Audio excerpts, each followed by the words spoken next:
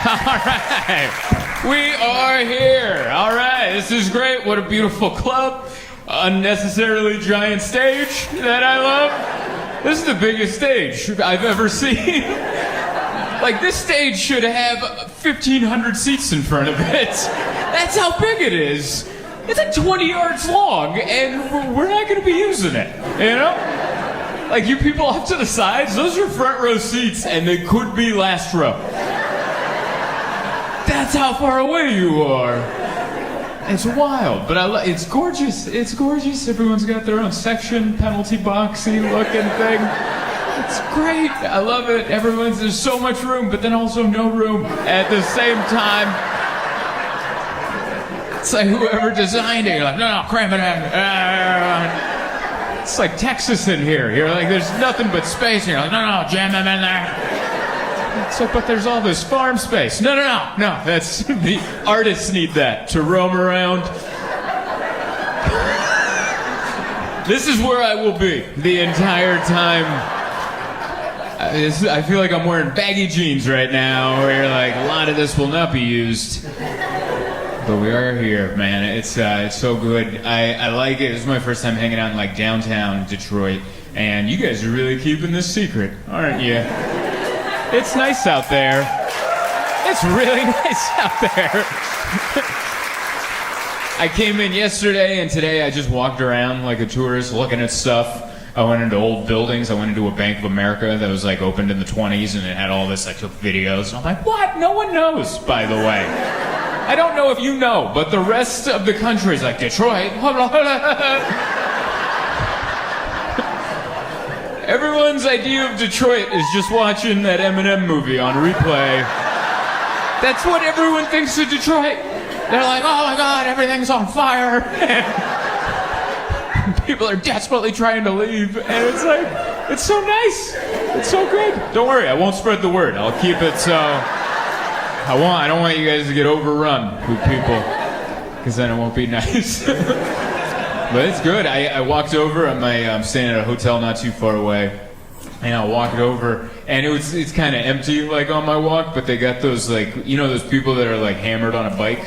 You know those. It's like a bar, and you pedal and you drink, and you have to woo. You have to. There's never, by the way, that's not every bar, all right? They should have, you know, you're walking to a sad bar, you know, everyone's divorced and they're just like, ugh. They just opened another sad letter. Where's that one, you know? Where's a bunch of stepdads just, paddle. And if you're on one of those, you're wooing for no reason. Green light.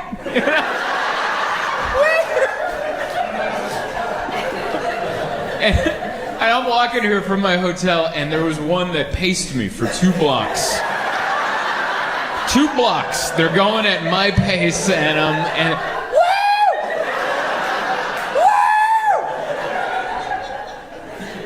woo! It was like such a metaphor for my life. Like, I'm near fun, but I'm not a part of it, you know? Like, I'm so close to having community and friendship, but I don't want to woo with you. I don't know what to tell you. It looks dumb. I know it's fun, because I can see your faces. You look like you're having a blast, but I would feel so dumb.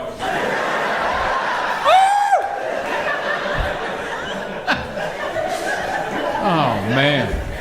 But I enjoy what you guys got going down here. I've been Detroit adjacent a few times. I've performed in Ann Arbor, Michigan, which is not here. Yeah, I've been up there, and yeah, right. And Royal Oak, Michigan, I've been out there too. So like I've been adjacent. So I remember every time I land at the airport and I Uber out of there, I remember, because you guys have a street sign that I don't think you know that other places don't have. But you have if you hit a road worker, it's $7,500. Which, if you grew up here, I'm sure you're like, what? But for people from other places, that's a jarring sign to see. You know, you're just like, you know, you're weary from the flight, and you're like, oh, wow. It's like everybody's life has value, you know? But I don't think at any time we should know exactly how much.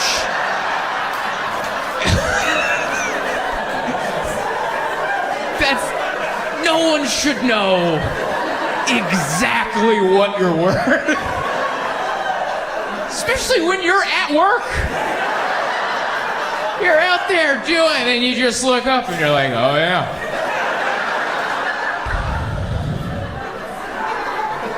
How'd you guys get that number too? That 75, like politicians must have talked about it. Big roundtable discussion. Someone's like, all right, what should this cost? 20 grand. And you're like, in this economy? Let's not price us out of hitting a road worker. Let's get it somewhere reasonable. They did add on like 15 years, I think, in jail. It's like 70, but that should be first. I don't, whatever. That means it used to just be 7,500, and people are like, I've been saving. And then they're like, all right, add some years. These people aren't getting it.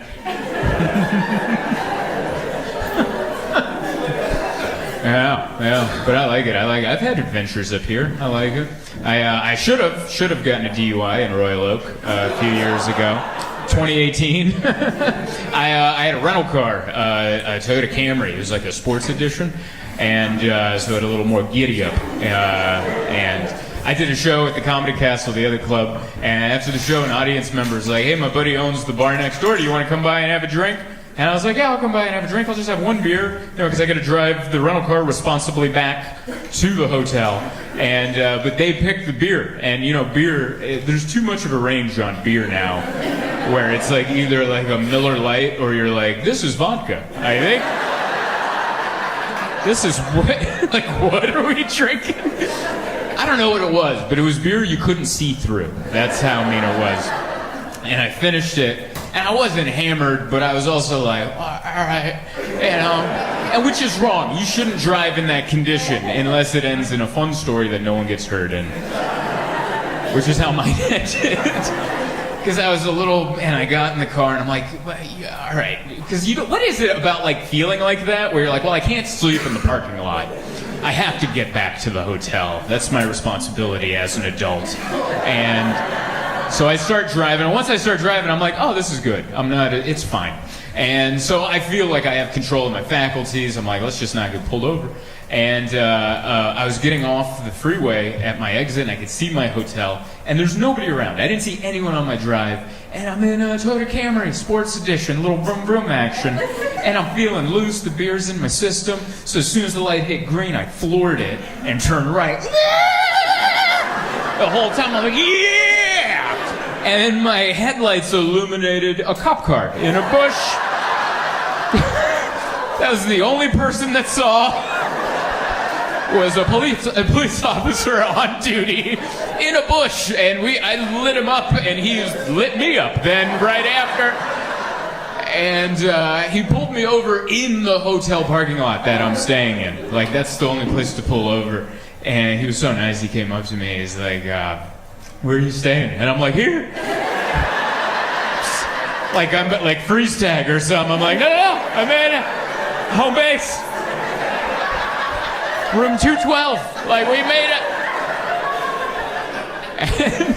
And he's like, well, I got to ask you, what was going on back there?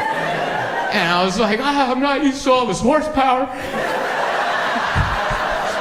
And he's looking at it, and he's like, it's a Camry. And I'm like, Sports Edition. And he's still looking at me suspect, and I'm like, I drive a Honda Fit at home. And he's like, go to bed, sir. And then he let me...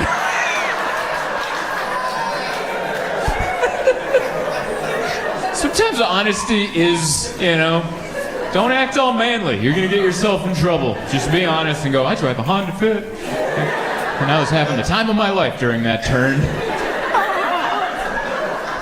Woo, like the commercials. The ground was even wet, just like the car ads. They throw water on there. I was all into it, man. So very much enjoyed coming here. This was a fun week. It was a fun week. Did you guys watch the debates? Did you guys do that? No? Some people shaking their head. Really? That was on? You knew it was going to be entertaining. I like it. Last night's crowd was the same way. I'm like, did you guys watch the debate? Oh, really? All right. That wasn't on in the background while you were making a blue apron? You know? What'd they say? Oh, yeah. These immigrants eating our cats. That's what we got out. That was awesome. They're eating our cats.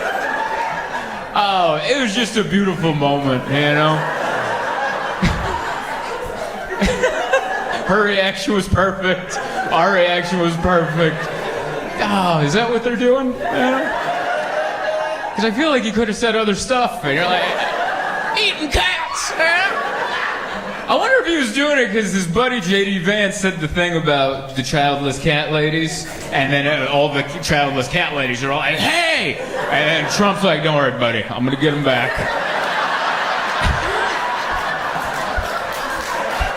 They're eating our cats!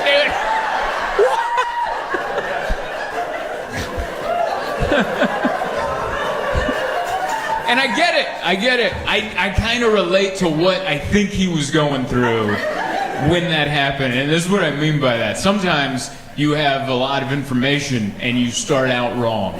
You know? You pick the wrong one in the Rolodex and you're like, this one. And you're like, should have saved that one. Because it was weird. I related to this moment because I remember in the second grade my grandmother died. And it's just, when you're a kid, sometimes you get information and then you don't get it right, you know? And then, like, my grandmother died. We got a letter. We were already living here in the United States. My grandmother was back home, and my mother had to break it to me, your grandmother's dying. And I was very sad. And I said, why? Why is grandma dying? And he's like, she's having kidney failure, and she's not going to make it. And I'm like, well, I was a kid. I don't understand. I'm like, well, why are her kidneys failing? And she's like, oh, you get older, your organs start to not be as good as they used to be. And she's like, that's why we got to drink a lot of water, take care of our kidneys. And I was like, was Grandma not drinking water? And she's like, well, not enough. She was drinking a lot of coffee. You know Grandma likes her coffee. And then so I had that information, but I'm in the second grade. So then I went to school and I was all sad. My sweet teacher, Mr. Smith, was like, what's wrong? And I'm like, my grandma's dying.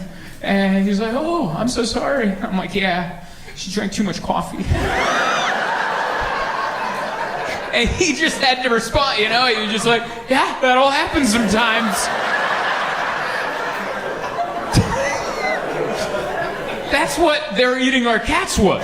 For that, we were all Mr. Smith in that situation. I'm like, perhaps they are, maybe.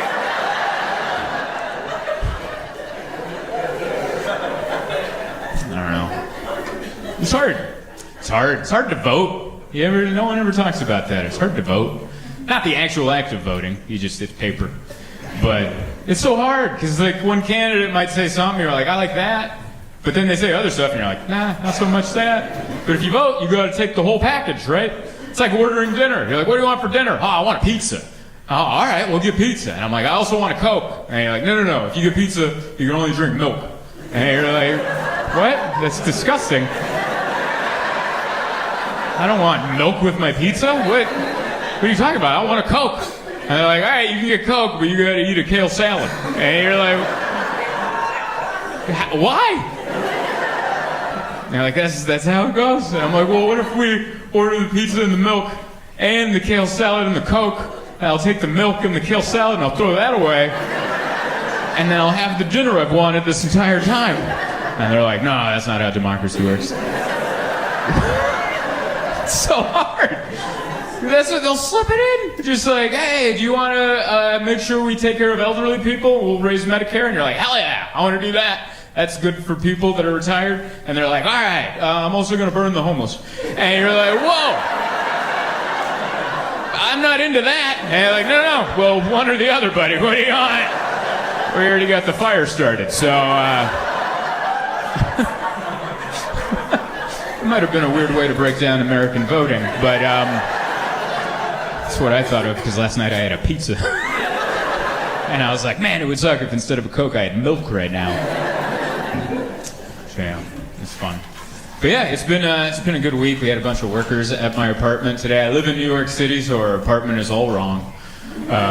You guys live in a part of the country where your housing, I'm sure, is exactly how you want it. I would hope, you know. We rented an apartment in New York that was supposed to come with in-unit washer and dryer. And when we moved in, the washer and dryer was right outside our front door. And they're like, don't worry, we're going to get that set up in the next 2 weeks. It's been a year and a half. It's still sitting out there, just taunting us. Every time I take the laundry down to the laundromat, I open the door, I'm like, oh, buddy, you're right there. Just not hooked up to anything, you know? And they were supposed to set it up, so we had workers come into the house, and I get so awkward when there's workers in the house. Like, I don't know what to do with myself when there's workers in the house, because I'm just in there, and then I'm like, oh, is this what they think I do all day? Because I do stuff. Really, I don't, but I don't want them to know. I don't know how to tell them I'm a comedian, you know? Like, I just feel awkward when there's people in the house. So like the one worker came in and he was in our closet setting up the thing. And so I'm just in the living room standing, trying to kill time. And then a second worker I wasn't expecting came in. And for no reason, I just like picked up the ottoman and moved it 2 inches and then put it back down. Just so I didn't just stand there like a weirdo. And, oh yeah, this is where ottomans go. It's like, why the hell am I so uncomfortable? It's so bad. I had to Google what that word was, by the way. I didn't know that was I didn't know ottoman, because I give everything a nickname, and we have 2 little cylinder things that we put our feet on, and I call them stumps. That's what I do when my wife and I sit down on the couch. I'm like, give me one of them stumps, and then I put my hooves up on that, and we're all comfortable. And I like doing that, but I'm like, the first time I say that to an audience, I'm not going to say, oh yeah, I had to pick up a stump and put it down. I'm like, they're going to think I'm white trash or something. So I had to Google, what is the stump in the living room that I put my feet on when I watch TV? And Google's like, ottoman? And they had a photo, and I'm like, oh, the dog from Beauty and the Beast? Hell yeah, that's exactly what I'm talking about.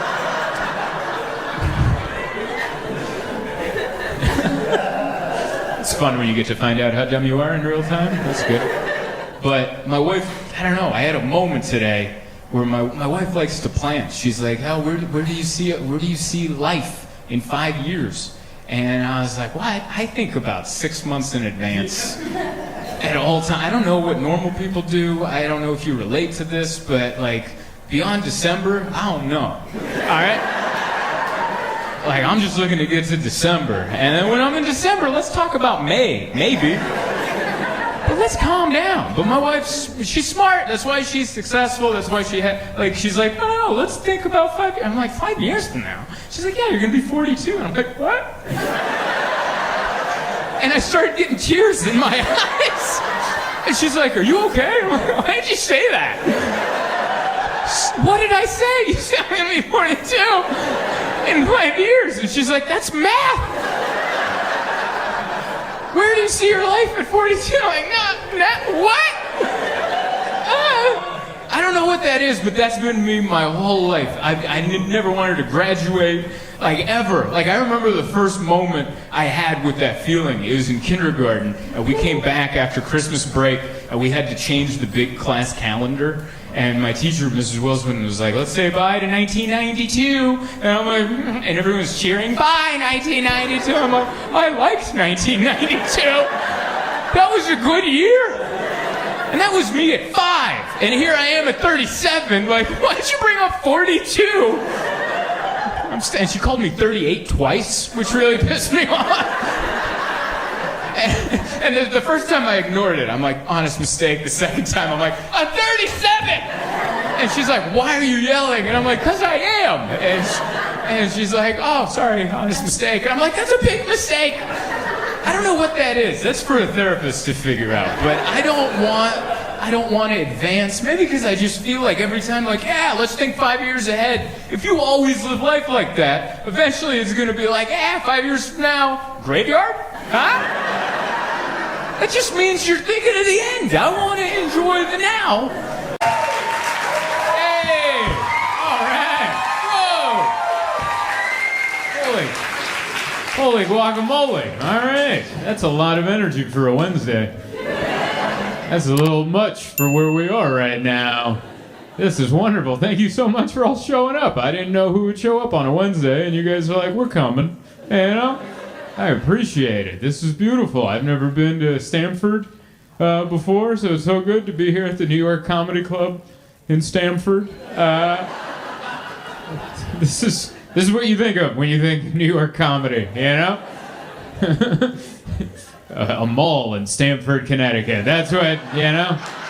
When I think of the Big Apple, I think of valet parking in front of the Capitol Grill. That's what I think of. Thank you so much for coming. This is wonderful. What a nice... You guys are so far away. There's like a weird distance there, isn't there? I like it. This is like that's a fall for me. If I go down, I'm not getting up. I will let you know. I got a bad knee. I took a class at the Y this morning, and my wife and I, we signed up at the YMCA, and we took a group class, and I showed up, and it was a lot of older ladies. But I'm not arrogant. I know where my fitness level is, and I'm like, this is going to be tough. And it was. My left knee still hurts. So if I go down, please help. All right? It's not part of the show. TJ and I, the guy you saw earlier, he and I drove up. I just moved to New York City. I live in Brooklyn. And he picked me up and we drove up here. And I don't have a car. That was like one of the exciting things of moving to New York City from San Diego. I was like, I can get rid of my Honda Fit. And I don't have to tell people I drive a Honda Fit. You know? Having no car is better than driving a Honda Fit. Because when I would tell people I drove a Honda Fit, they're like, oh, things aren't going too good, huh? And I'm like, what? There's so much room for groceries. It's a sensible vehicle. But now, if you just tell people you don't have a car, they're like, wow, you're so good. You're a good person. They think I'm helping the environment by risking my life on the subway every day. You know? And so I don't have a car. So he came and picked me up. We drove up here, and the entire drive was a reminder of how happy I am to not have a car in this part of the country. I saw madness out there. I saw madness. We almost got hit doing 0 miles an hour, which I've never had that happen before. I don't even know what street we were on. We weren't moving, and there's a street coming this way. They have a stop sign that says, stop. But it just meant creep. And they were getting so close that I'm like, we should exchange information, at least. They just kept creeping on us. And I'm like, what's happening right now? And TJ's like, yeah, this is how they drive here. And I'm like, I would lose my mind if that's what happened. And then we were on the freeway. I don't know if it was a freeway or just, I don't know. You guys have different ones here, you know? In California, we had interstates, and you guys have different ones that look like interstates, but they're not, and some are, but they aren't. And you have speed limits on them, but no one can go them because there's too many people on them. So it's just kind of a tease, isn't it? You know, they're like, you could go 60 if it wasn't for everyone in front of you. So you're just gonna roll along at about 15. How do you care about that? But we were on some road, and there was a dude on a scooter, no helmet. Which I don't know if you guys have helmet laws or if this is a show your intelligence state. But no helmet on a scooter, not a motorcycle, a scooter. So he's extra tough. Like, I don't even think scooters are allowed on the interstate. I think you're supposed to ride those on sidewalks to deliver soup. Like, I think that's what those are made for. This guy's on the interstate in a scooter, no helmet, ass crack sticking out. A lot of it, all right? A lot of it. Like, enough that I was about to talk about it until I realized what he was doing. He stopped on the freeway because things were going slow enough. And he picked up a rock and he took off to chase another vehicle that he was apparently in a road rage situation with. And this car was trying to get away from this ass crack scooter, and he's just waving a rock. And TJ didn't say anything about it, which scared the hell out of me. Because that let me know this is just Wednesday. That's what that let me know. I think he just kind of looked at me. He's like, I'm glad it's not a gun. And I'm like, it gets worse? Man. It's pretty impressive when you have no helmet on a scooter on the interstate and 2 feet of your ass crack is sticking out. And that's not the weirdest thing that happened. It's like, what about that rock he's about to bludgeon that person with? I like it. I'm trying to fit in. I'm trying to fit into big city living. I grew up in the suburbs of San Diego in a trailer park, which I don't know if you guys have trailer parks out here. I haven't seen any. But it's different. It's different, and I'm trying to get used to not reacting to every noise I hear. Like I've noticed that if you walk around the city and you hear someone just yell, you don't have to look. You don't have to stop what you're doing and go, huh? That's like a really big lesson to learn, you know? If someone's just like, hey, you don't have to look at that. You don't have to look and make eye contact with the last person you've ever wanted to make eye contact with. Because I'm the worst. Once I make eye contact, I can't break eye contact. I have that disorder, whatever that is. If I make eye contact with somebody, I'm like, we're in this now. Hey! And I'm like, I want to break away, but I can't. I don't know what that part is. Why can't I break eye contact once I've gotten in? I don't know. It's weird. It's dangerous, but it's exciting. I like it. I like a little bit of excitement. It feels good. California, what's happening out there? A fire? Ah. You see that coming, you know? On the subway, you're like, ugh. Might get shoved. I might jump. Don't know. That was a little dark. I apologize. You guys are like, why don't you temper it down? It's Wednesday.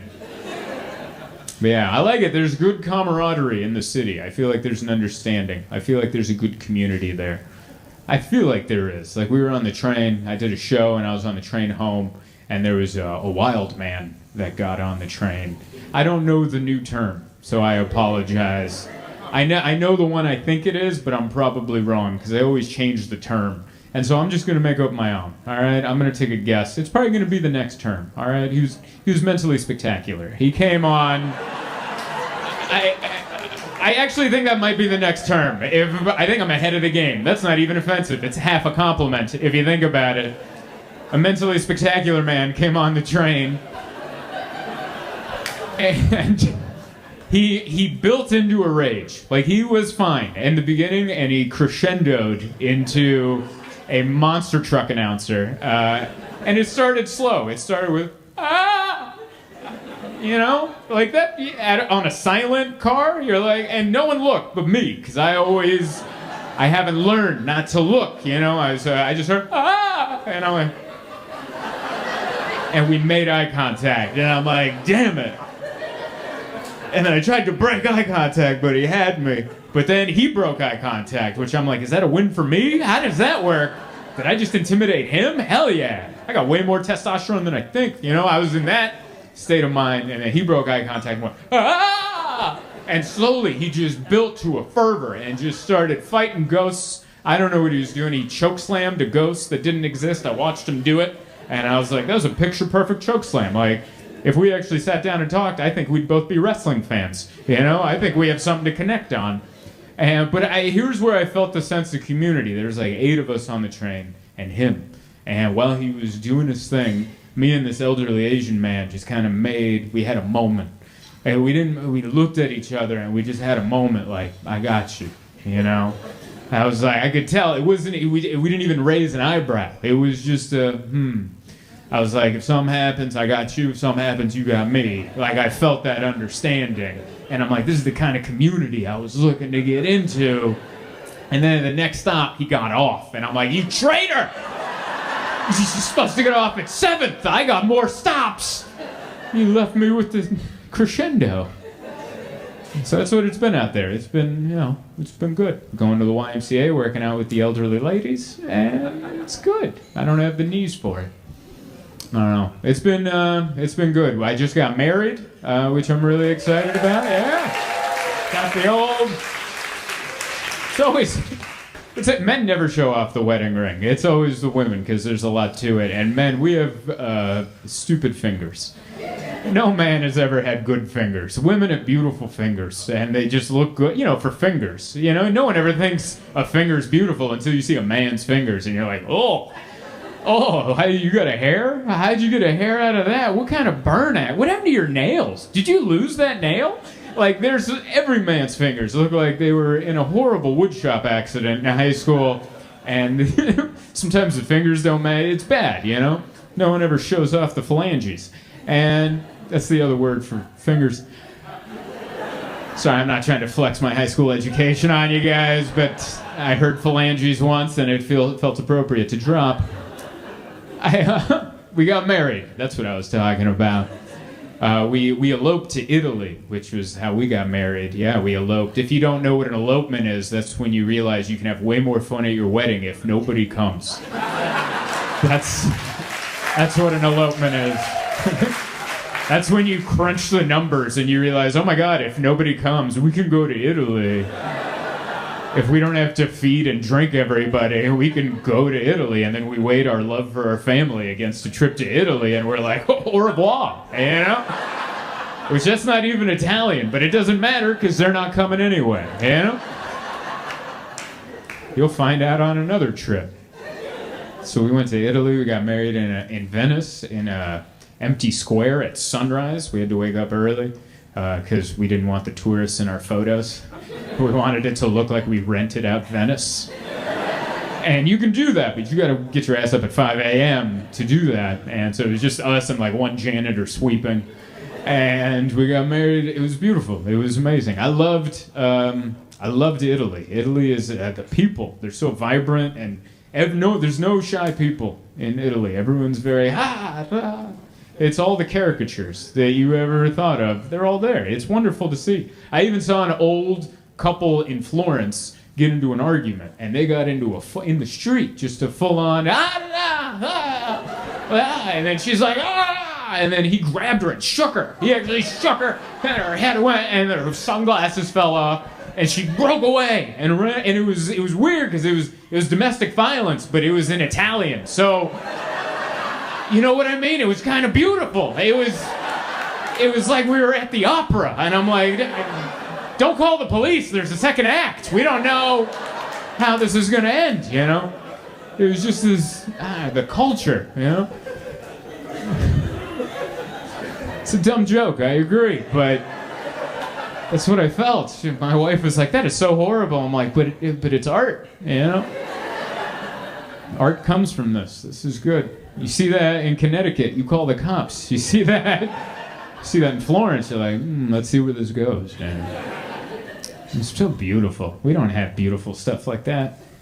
No, we do, but it's different. It's got an air of grunge to it, you know. I like the East Coast. Maybe it's because I'm new. Maybe in 6 more months I'll be like, I hate it here, and I'm moving back. You know, but I like it. It's just, New York City feels like, it's a cat. It's pretty much what it is, you know? It's just like a cat. It doesn't need you around. It doesn't necessarily want you around. But if you work hard enough, it might tolerate you. You know? It's exactly what the city is. It doesn't need you. It'll be fine if you never come.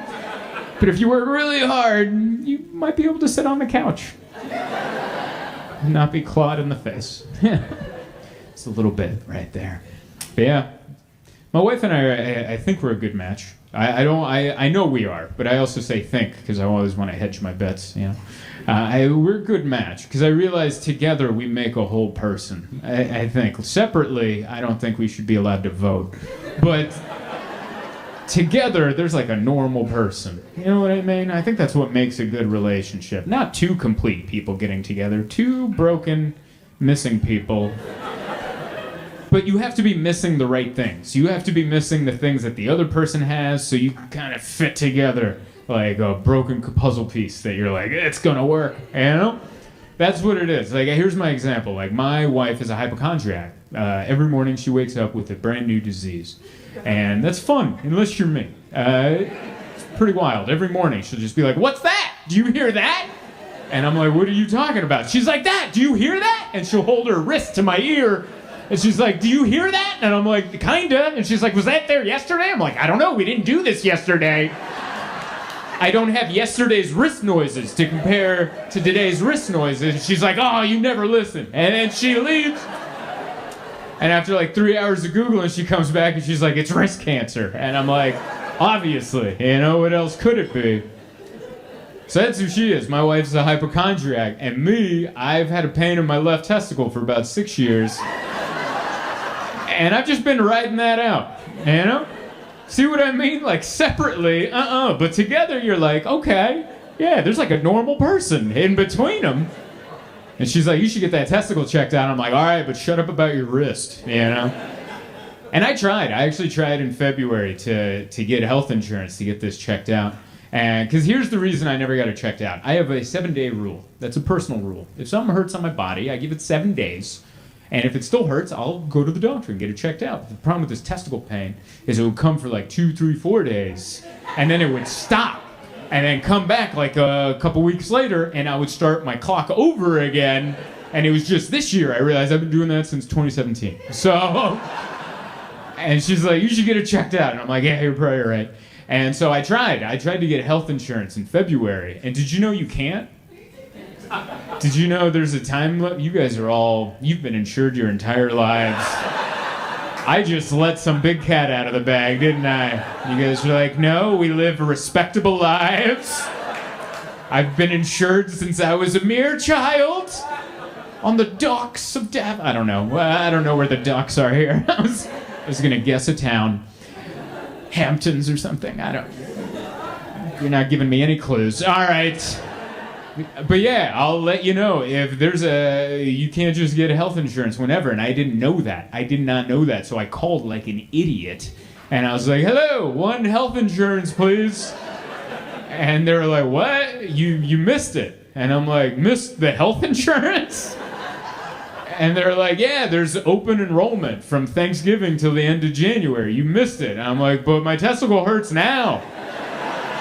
I don't think you understand. Like, what do you mean open enrollment? She's like, yeah, didn't you see the commercials? I'm like, yeah, I saw the commercials, but you know what else has commercials around January? Gyms. And they're all like, come on in. You can sign up for a discount. That doesn't mean you can't get a gym membership in the summer. That just means you can get it cheaper in January. That's all that means. And they're like, no, this one was a real one. Like, it's closed enrollment. And I'm like, but I got a dull toothache in my left nut. We got to figure this out. And she's like, I don't know how to help you. And I'm like, yeah, well, maybe we can start by not treating health insurance like a pumpkin spice latte, where you just have it seasonally. Come on, you know? This is America. Like, as an American, that gets me in the patriotic bones. Like, we don't treat anything else like that. Like, if I was like, hey, I'm going to buy an iPhone tomorrow, and you guys are like, in May? You can't buy an iPhone in May. You gotta wait till Labor Day weekend. Everybody knows that. Summer solstice. That's when you get iPhones. This is America. You should be able to get it whenever you want. And I told my wife that, and she's a hypochondriac, so she's immediately like, oh my God, what if they gotta cut it off? And I'm like, why would that be the first thing you say? Why would you go to the worst possible conclusion when you know I can't make an appointment for 9 more months? Why would you take it to the moon? And she goes, what if? And I'm like, I don't know. What if? And she's like, well, do they put another one in there? And I'm like, I hope. I don't think they'd let me leave with half a grocery bag. Just throw me into the streets off balance, you know? It'd be horrible. So I had just got it checked out last Monday. My wife made an appointment. She's like, this is dumb. You don't need insurance. You're going to pay for it like a real American. And I'm like, what if it's too much? She's like, you're going to go into debt like a real American. And I was like, okay. And she made an appointment with this guy. I'm not making up his name. His name is Dr. Zoltan. His name is Dr. Zoltan. He's a urologist in New York City. And she told me, and I'm like, you picked because of the name, right? She's like, she's like, it's fate. And I'm like, I don't think you know what fate means. But, and she even called to confirm my appointment while I was on the road. And she goes, I called to confirm your appointment. And the receptionist goes, Zoltan is all set to see Dr. Zoltan. And she giggled a little, and I was like, of course. She's like, don't worry, it's not going to be awkward. You guys will laugh too. And I'm like, yeah, obviously. We're just 2 Zoltans. Just, here are my genitals, you know? I was like, when do you show them off? You know, do you wait for the laughter to die down? I've never done this before. I've never been in a situation where I'm about to show my junk, and there's just been tithering. That's usually not what makes me feel confident, to disrobe. But I went in to see Dr. Zoltan, and I just went in and got naked. My wife came in with me, which I tried to fight her on. And I'm like, let me just go in. And she's like, why? What's the problem if I... Because it feels like when my mom used to come in, to the doctor's office. Don't forget to tell him about the dull toothache in your left nut. And I'm like, that's why we're here, sweetheart. Like, this is why we made the appointment. And she was there, and I just, put my back to her. I'm like, I don't want you to watch I don't want you to watch this is private, So I'm over there, and I just pulled my pen, and I'm just holding, and he gets down there, and he starts doing his thing. And he's like, I think you're good. And it's so funny, because he knew the answer I wanted to hear. He knows what I want. It's the same answer, hopefully you guys want to hear, if you like me enough. You don't want it to be cancer. That's the only thing you want. And he just goes, oh, okay, I think you have a swollen vein going into this testicle. And I'm like, okay. And he's just like, yeah, we'll get a thing to check that out. And he just says more doctor words. And then finally I'm like, come on, man. Is it cancer? And he goes, no. And I'm like, say that first. That should be the first thing you say. You should go, it's not cancer. And I'd be like, hell, get off me. I don't even care what it is now. As long as it's not that, get the hell off me. There's money on the nightstand, Dr. Zoltan. Get off of me. And I had to go back to do an ultrasound. They do I didn't know that. They do ultrasounds if you're pregnant to see the baby, but they also do it for other things like this. And I didn't know that, so I went back, and it wasn't Dr. Zoltan giving me the ultrasound because they have an ultrasound technician, and it was a lady. And it was a lady that kind of resembled my mother, which I didn't know how to feel about that, because I'm like, yay, but no. I'd rather it be a dude, but at the same time, you're like, I don't want it to be anyone that looks like anyone I've ever known. I just want it to be a person without a face. Do you have any urologists without a face? Do you have any of those that just come in? No face and no personality, just a robot. Blah, blah, blah. And then they squirt this jelly on you, and I'm just laying there. And she was so professional. She just looked straight ahead and just made small talk. She was like, sorry I'm late. I was stuck behind a garbage truck all morning. And I was like, there's no, I don't know about you guys, my brain's not on in that moment. My brain is on, and it's sad, you don't look impressive in that moment. It's the saddest it's all ever looked, everything. You're like, oh man, wow. Not that it's ever looked good, but if there was ever a time it's looked bad, then. Just then. And she's like, you're married? And I'm like, what are you trying to say? She's like, I noticed your ring. And I was like, oh, okay, all right. Shut up with the commentary. Yeah, then they checked it out, and then I was like, did you see anything? She's like, I'm not allowed to say because I'm a urologist, or not a urologist, I'm the ultrasound guy, so you have to talk to the doctor. I'm like, that's such a weird, because just let me know. And no, they'll call you. And they called it a remote visit. But you know what it was? A phone call. Just say it's a phone call. I put a shirt on thinking it's a Zoom meeting. I got ready for this remote doctor visit with Dr. Zoltan. I put a shirt on, put my contacts in, combed my hair, tried to make it look like I didn't just wake up, like I'm a productive member of society.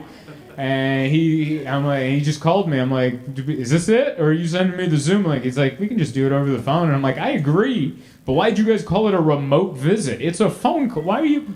And I'm like, is it cancer? That's all I wanted. He's like, you're fine. We looked at the thing, and both of your testicles have enlarged veins, actually. And I was like, okay.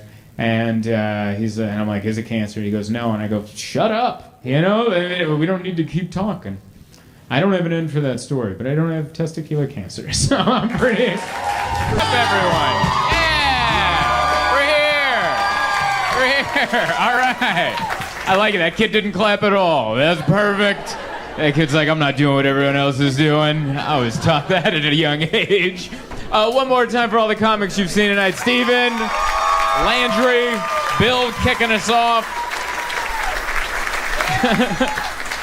It's just been a lot of men with low T. That's what it's been. One after the other, where you're like, he could use a little, Bill had the most, and then it just went down like just a little lower and lower. Oh, it's so good to be here. It's my first time here at the Grove, first time here in Lowell, Arkansas, and very nice. I've only been to Little Rock. That's my only experience with Arkansas, and I drove there. Oh, is there a rivalry? Is there? Is that a Target town? Is that what it is? They do Target, we do Walmart. I feel like you guys got that joke on your own time, and that was interesting. I was like, oh, is that a Target town? And you're like, oh. He did some research. Hell yeah. The way, I think I always knew that, because I landed in the Fayetteville/Bentonville/ that's way too long of a name for that small of an airport. Just call it the airport, you know? Is anyone getting picked up by an Uber going, take me to the airport? Which one? Are you trying to go to the Fayetteville/Bentonville/ how do you do, Northwest Arkansas airport? Or are you crop dusting? Which one are you doing? There's two airports here, and they're not at the same location. But I found out because I found out how busy it is here because my hotel, they didn't have rooms for me and Steven because they're like, we're sold out. And I'm like, it's Wednesday. So like, I didn't believe them. And then the guy behind the desk was like, yeah, man, we're sold out. And I was like, what's going on? And he just looks at me and goes, Walmart.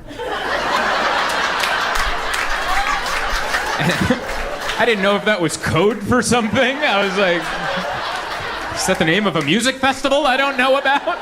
That's happening on a Wednesday for some reason? They're like, it's Walmart. And I was like, all right, yeah. And he wouldn't explain what he meant by that, but I pieced it together. But he did tell me he was the middle child, and he was often overlooked in his life by his athletic brother and adorable baby sister. But now things are looking up him because he's taking care of mom. And he told me all that while not giving me my room key immediately. You ever have that where someone holds your room hostage and you're like, first you must listen to my tales of yore. And you're like, I have to use a private restroom. Please give me that key quicker than now. But I like that. I like it. I don't know what the sense of humor is in this town, but we drove through and it was pretty fun.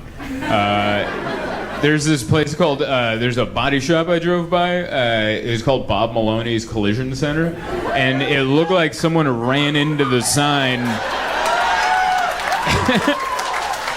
And I couldn't tell if they were just hilarious or if that was just an ironic accident that happened.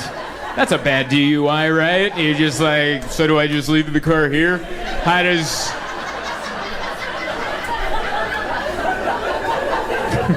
Save on that toe, you know?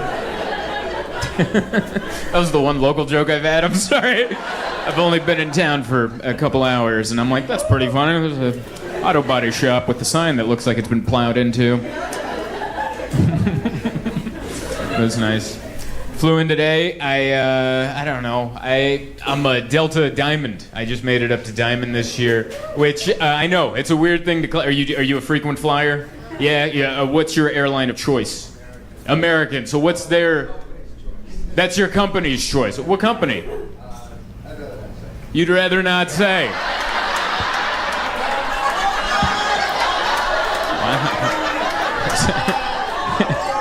It's not Walmart. Drugs? Like, I don't...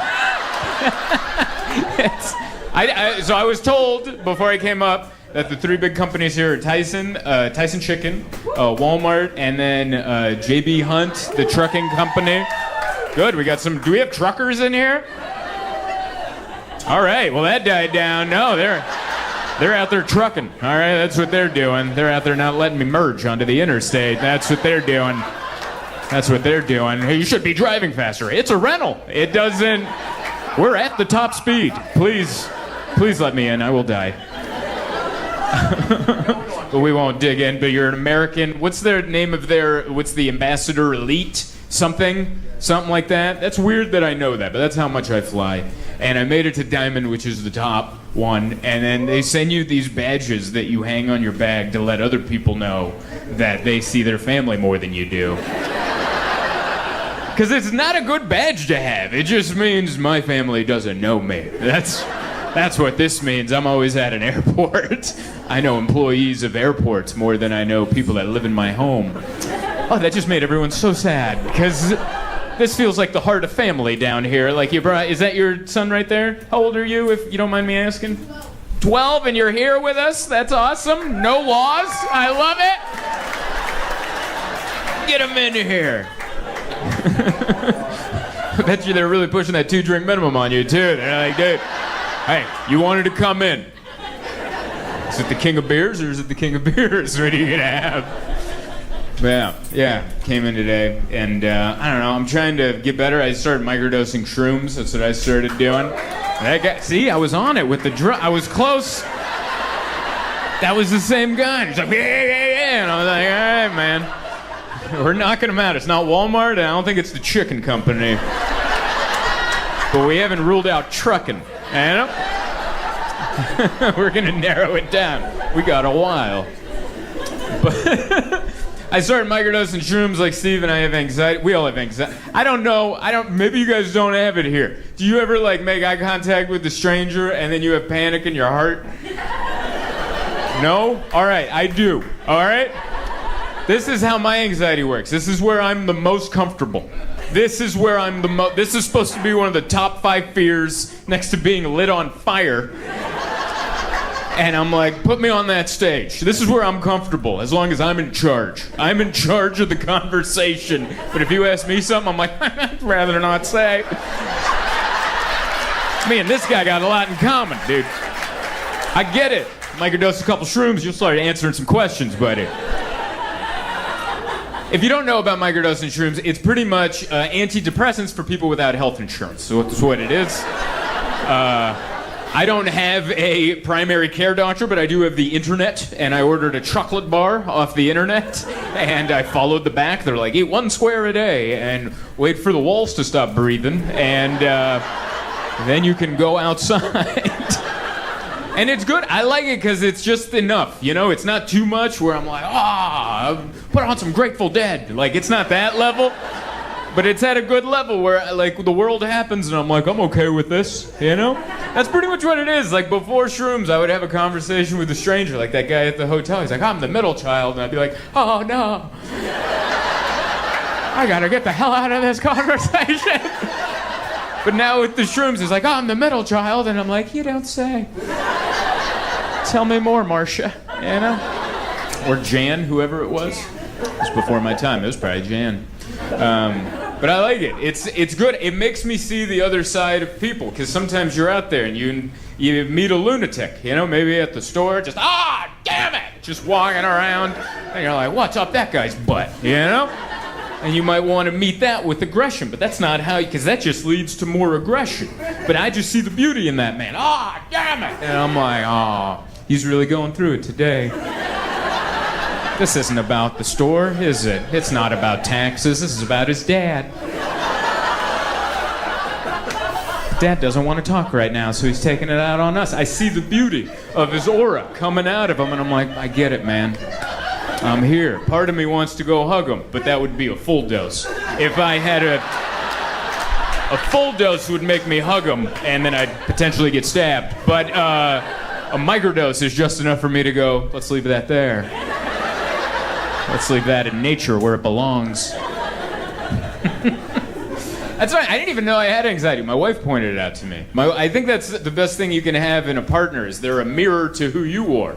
You know, they just hold up a mirror and you're like, oh, damn it. All right. I didn't know. Because I didn't know I had anxiety. I knew I was uncomfortable socially, but I just thought everybody was, and I thought I was hiding it well. And my wife was the first person I met that looked at me and was like, are you all right? And I'm like, what? I'm fine. And she's like, are you sure? I'm like, what do you see? And she's just like, I don't know. You just look like you'd rather be anywhere but right here, right now. And I'm like, oh my God. Can everyone see it? And she's like, yes! And I was like, oh! I felt like Sally Fields and Mrs. Doubtfire, where remember that scene where he finds out it's Robin Williams? He's like, this whole time, you know? Like, you just have that moment. That's what I found out. Started plowing the shrooms. But I like it. It makes me social. Went to a concert a couple weeks ago. Handled it well. Big group of people. I think it helped that we went to go see the Stray Cats, and a great band. They're older. They're in their 60s, killer band, and I think I have a new rule. I'm only seeing bands in their 60s and up. All right? That's the only... If you're not in your 60s, I ain't coming. All right? Keep it together. I'll show up eventually. You know? Because it was the best concert I've ever went to. They started on time. Dude...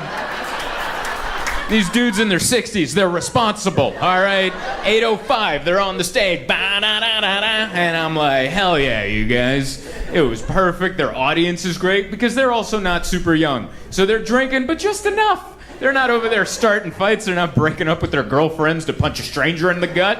Everyone's just kind of meandering around, looking for some place to sit down, all right?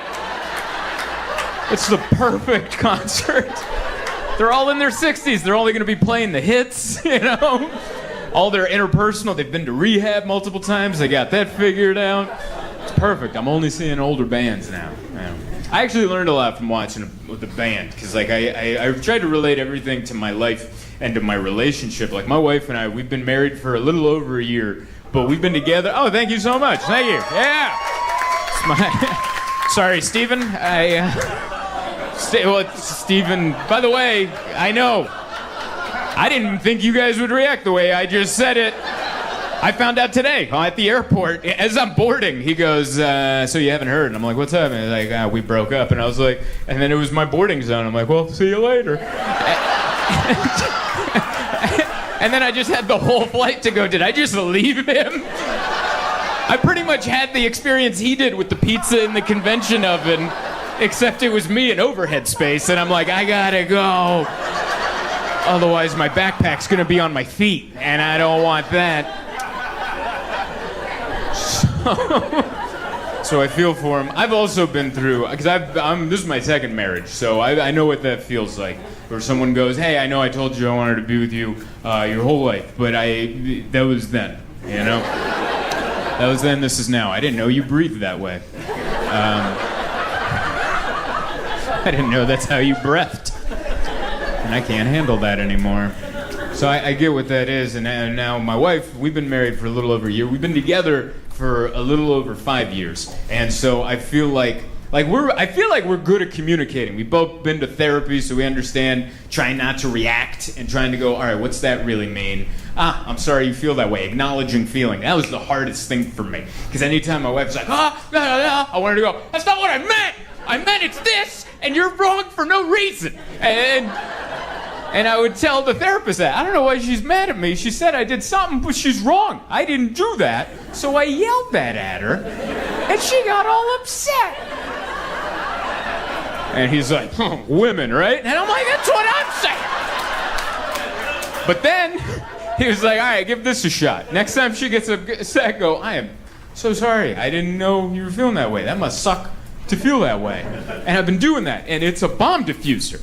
It's magic. Next time you're in an argument with your lady, and you're like, baby, I am so sorry. That must feel horrible to feel that way. I hate that I was a part of you feeling that way. And then it diffuses, and then you go, but I never did that, all right? That's not what I had said from before. I'm kidding, don't do that part. So the point is, we've gotten to a point in our relationship where we try not to fall into those pitfalls. I think the only tip we give each other is we don't like each other's tone. I think that's what it is. Like, after one of us says something, we're like, listen, everything you said is true. I didn't care for your tone, you know?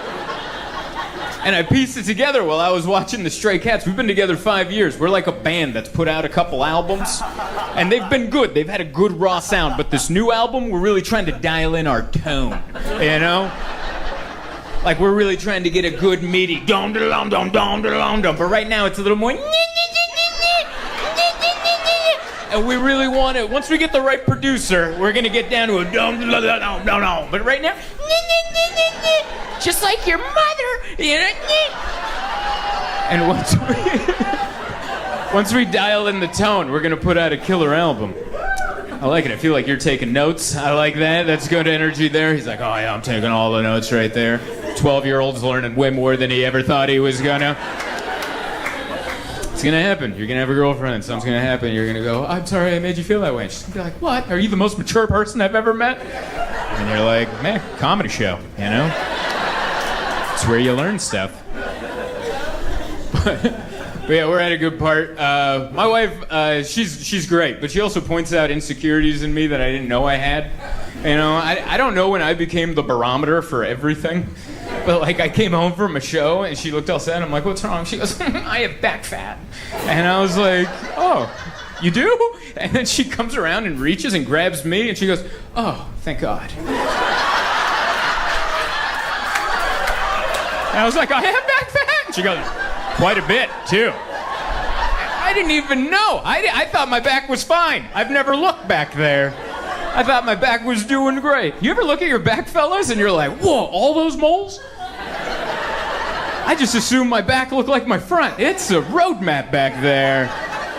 Moles and freckles, and I'm like, God, look, this whole time? Just a disaster.